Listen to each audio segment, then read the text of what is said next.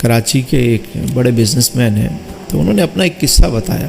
کہنے لگے یار ایک دفعہ ایسا ہوا کہ ہم بینکوں سے کام کرتے تھے تو پھنس گئے بری طریقے سے.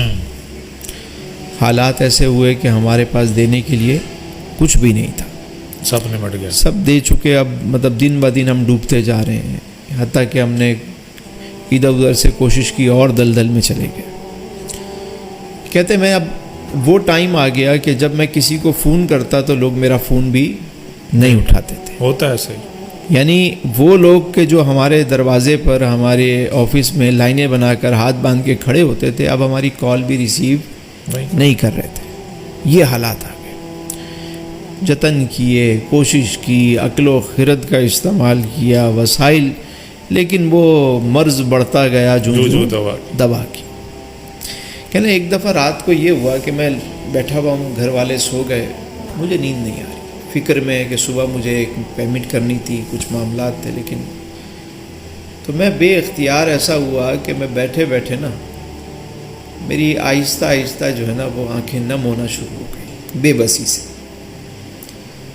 کہ لاچاری جب ہوتی ہے نا، انسان لاچار ہوتا ہے. لیکن توبہ جو ہے نا ایک امید ہے،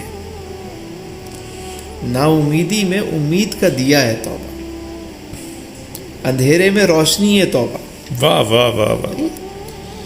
تو وہ کہتا ہے میں بیٹھا بیٹھا میری آنکھیں نم ہونا شروع ہو گئی، اور میں نے کہا کہ یار تو نے ساری کوشش کر لی، سارے جتن کیے تو نے،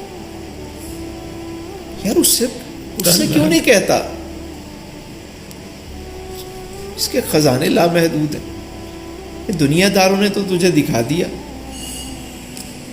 تو ادھر کیوں نہیں آ جاتا؟ کہتا ہے بس یہ خیال آیا کہ وہ میسیج ریسیو ہو گیا جو شاید قدرت مجھے دینا چاہ رہی تھی. اٹھا، وضو کیا، جا کے سجدے میں گر گیا، توبہ کی. توبہ کرنے کے بعد روتا رہا، میں سجدے میں روتا رہا. پتہ نہیں کتنی دیر میں رویا، اور میں نے کہا میرے مالک مجھے لا الہ الا انت سبحانک انی کنت من الظالمین، معاف کر دے، مجھے اس اندھیرے سے نکال، تیرے سوا کوئی نہیں نکال سکتا مجھے. اور اب میں نے دیکھ لیا، ساری کوششیں کر کے دیکھ لی،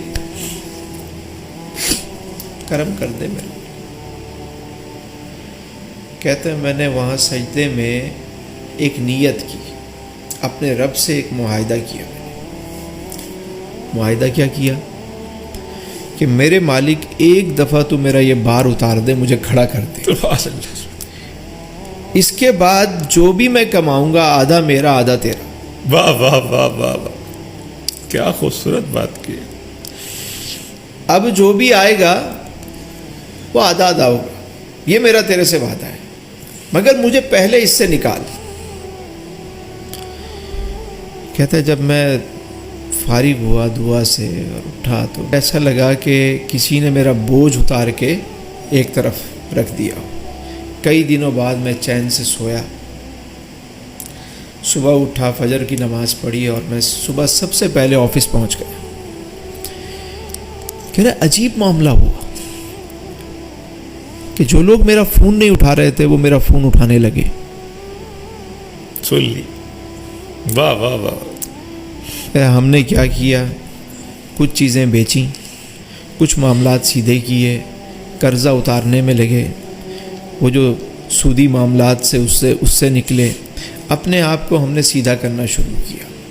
تو قدرت نے ہماری ایسی مدد کی، ایسی رہنمائی کی کہ وہ کام جو ہو نہیں رہے تھے، وہ چیزیں جو بک نہیں رہی تھیں، جس کے سودے نہیں ہو رہے تھے، وہ سارے سبحان اللہ سبحان اللہ. کچھ لوگ ایسے تھے کہ جو ہم سے بات نہیں کر رہے تھے، وہ بیٹھ کے سیٹلمنٹ کرنے پر تیار ہو گئے. کہتا ہے صرف 2 سال، اس واقعے کے بعد 2 سال لگے ہمیں، ساری چیزوں سے نکل کے باہر آ گئے. اور جب باہر آ گئے تو ہمیں رب کا وعدہ یاد تھا. اور میں جانتا ہوں آج بھی کراچی کے کافی بڑے ہاسپٹل ہیں، ادارے ہیں جہاں ان کے کام چل رہے، وہ اپنے کام میں لگ گئے.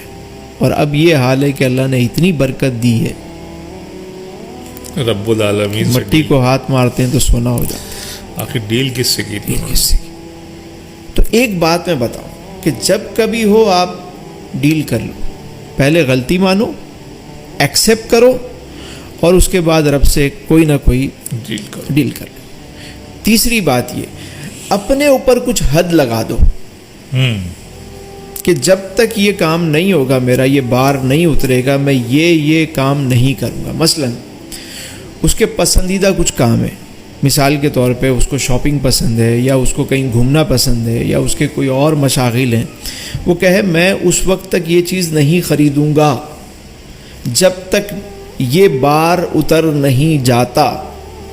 اس کا فائدہ کیا ہوتا ہے کہ یہ چیز اسے ریکال کرتی رہتی ہے، یاد رکھتی، اس کا وعدہ یاد دلاتی، اس کا وعدہ، کوشش نہیں دیتی اسے، تو اس کا فوکس ہو جاتا ہے، کوشش کرتا ہے وہ اپنے اس کام میں لگے. بہت عمدہ بات ہے، بہت عمدہ بات ہے.